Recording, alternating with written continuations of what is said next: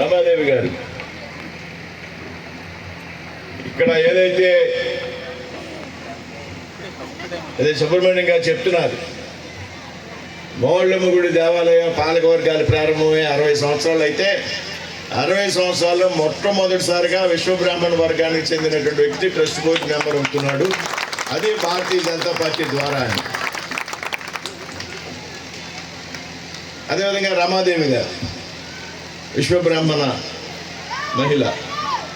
మరి ఏదైతే ఇవాళ మీరు ఇక్కడ వనభోజనాలు ఏర్పాటు చేసుకున్నారో అగ్రికల్చర్ మార్కెటింగ్ కమిటీ, ఆ పాలకవర్గంలో మహిళకి అవకాశం ఇవ్వాలి అనుకున్నప్పుడు విశ్వబ్రాహ్మణ వర్గానికి చెందినటువంటి రమాదేవి గారిని ఇక్కడ ఏఎంసీ డైరెక్టర్గా సిఫార్సు చేయడం జరిగింది. ఆవిడ బాధ్యత తీసుకున్నారు.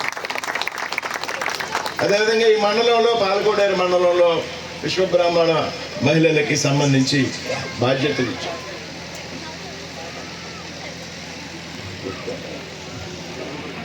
కనకదుర్గ అదే విధంగా విశ్వబ్రాహ్మణ వర్గాన్ని గుర్తించి ఈ పట్టణంలో పరిసర ప్రాంతాల్లో పెద్ద ఎత్తున ప్రోత్సహిస్తున్నాం మేము అనేటువంటి విషయాన్ని చెప్పడానికి ఇది చెప్తున్నారు, రాజకీయాలు చెప్పడం కానీ. అదేవిధంగా కొన్ని సమస్యలు చెప్పారు నాగబాబు గారు. నేను చాలా ప్రాక్టికల్గా ఆలోచించేటువంటి మనిషిని, కింద లెవెల్ నుంచి పనిచేసినటువంటి వ్యక్తిని, మీ అందరికీ తెలుసు. వాస్తవానికి దగ్గరగా ఉంటా.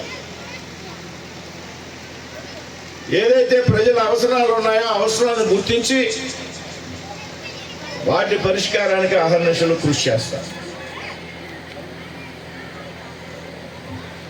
కాబట్టి తప్పనిసరిగా మీరు అడిగినటువంటి ఆ భవనం సంగతి ఏదైందో నేను ఒకసారి పరిశీలిస్తాను. దాన్ని చూసి నేను చాలాసార్లు వచ్చాను అక్కడికి. దాన్ని చూసి ఏ మేరకు అభివృద్ధి చేయగలం, దాని బడ్జెట్ ఏంటి అనే విషయాలు ఆలోచించి సాధ్యమైనంత వరకు సానుకూలంగా నిర్ణయం తీసుకోవడానికి ప్రయత్నం చేస్తాను.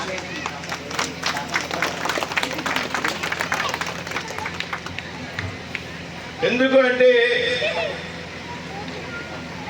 కింద లెవెల్లో ఏదైతే ప్రజలు